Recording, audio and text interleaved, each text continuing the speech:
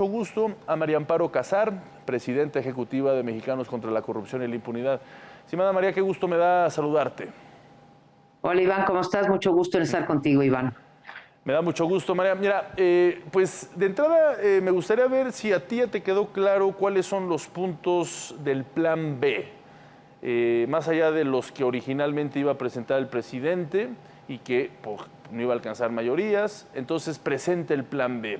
Tiene que ver mucho con la parte pues, económica, la parte de las prestaciones, la parte de los recursos del INE, María Amparo. Mira, así es, ya se le había venido dando una serie de golpes al INE en términos presupuestarios, que es una de las vías preferidas del presidente en contra de los órganos autónomos. Lo puedes ver en cualquiera de ellos. Cuando no los puede capturar, pues se ha ido por el estrangulamiento financiero. Y eso pues ya lo había hecho, ya lo reportaste tú. Hubo pues un recorte de 4,000 millones de pesos aproximadamente al presupuesto del INE. No le bastaba con eso, sino que, bueno, quería yo te diría, pues un órgano constitucional a modo, como ya tiene a la Comisión Nacional de los Derechos Humanos, pero pues el INE estaba más blindado y no se podía arreglar este asunto más que mediante una reforma constitucional.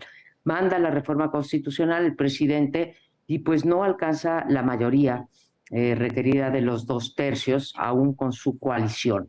Y cuando se da cuenta de esto, que no va a doblar a los diputados de las bancadas parlamentarias de oposición, pues se idea esto que hemos venido llamando Plan B. Leía hace un rato un Twitter del consejero Ciro Murayama, y aquí que no estamos escribiendo lo podemos decir, Plan B de venganza, con V chica. Uh-huh. Entonces, como lo he venido diciendo en mis intervenciones, Iván, es mucho menor el daño que se le puede hacer al INE como institución a través de una reforma a las leyes secundarias.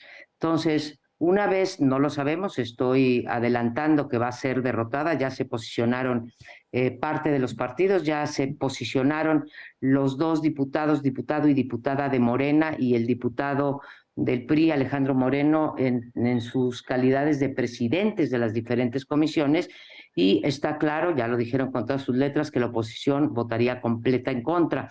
Entonces sabemos que esa reforma, salvo que algo pase en los próximos minutos, pues no obtendrá los votos. Pero pues se ideó otro plan, el B de venganza o el plan B, como quieras, para afectar, si no la autonomía y la independencia del INE, sí las capacidades del INE, porque es muy pronto para hacerte un análisis completo de estas iniciativas que modifican la LEGIPE, la Ley General de Instituciones y Procesos Electorales, la Ley General de Partidos Políticos y la Ley Orgánica del Poder Judicial de la Federación, pero lo que yo te podría resaltar en estos momentos, conociendo hace, no sé, Sí. 4 o 5 horas iniciativa, es que por donde están afectando es por el servicio civil, digamos, el servicio profesional de carrera del INE, que es el único que, por cierto, nos va quedando en este país porque todos se han ido destruyendo poco a poco. Sí. Entonces, pues reducen 2/5 partes, cuando menos, de ese servicio. Los representantes consejeros de los 300 consejos distritales en los que está dividido el país ya dejan de ser una estructura permanente, y esto importa porque son los encargados de la credencialización y de la geografía electoral.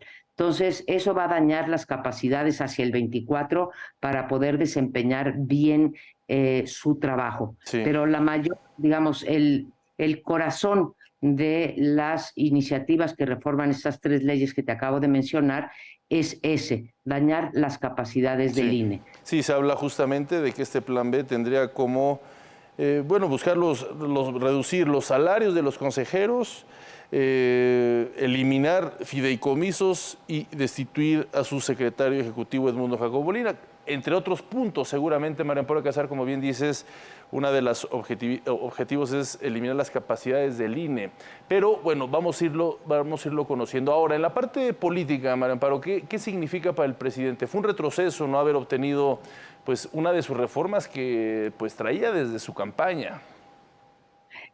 Sin duda va a ser una derrota para el presidente López Obrador. Él desde hace más de un año había anunciado que tendría 3 reformas constitucionales, que serían las últimas, que son la energética, la electoral y la de la Guardia Nacional, ¿sí? Lo que hemos venido llamando la militarización.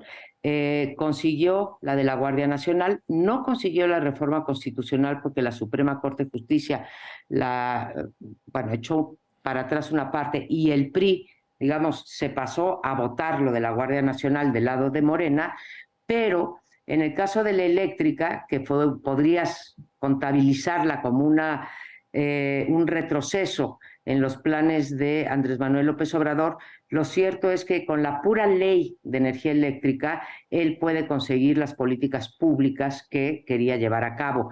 Y en ese sentido, la derrota fue minimizada. En este caso es absoluta la derrota porque el corazón, ahora sí, de la reforma constitucional, que era elegir a los consejeros por voto popular, reducir el tamaño del Congreso, y volverlo todo, creo que lo dice mal en las mañaneras, dice desaparezco las plurinominales, no, se vuelve toda la Cámara, se vuelve de representación proporcional, en fin, la composición del Tribunal Electoral y las capacidades del Tribunal, todas esas fueron derrotadas porque implican una reforma constitucional. Así que habrá de conformarse el presidente con una reforma pues mucho más pequeña, pero que sigue demostrando su afán insaciable de que el INE quede reducido a su mínima expresión. Un proyecto que trae, pues yo te diría, Iván, desde el día 1 de su administración. Claro. Ya es una obsesión con el INE misma que creo que se aceleró a raíz de la marcha del día 13. Sí. Y por eso vemos unas iniciativas pues muy defectuosas en el plano jurídico, Sí. Iván. Por ejemplo, dice desaparecemos los 300 de manera permanente a los 300 distritales y entonces nada más van a quedar 260, o sea, 264. Dice, o sea, ¿qué es eso? Está mal, ¿sí? Claro. No solo mala técnica jurídica, sino equivocaciones pues de primaria. Y creo que esto se debe a la premura para que se vote hoy mismo y no aparezca como una gran derrota la reforma constitucional, Sí. sino que esté mediadita con un triunfo de las modificaciones a las leyes secundarias. Claro. Iván. Bueno, pues mucho que analizar todavía, María Amparo Casar. Gracias por estar con nosotros en el Financiero Bloomberg. Te mando un fuerte abrazo. Para ti lo mismo, Iván. Hasta luego.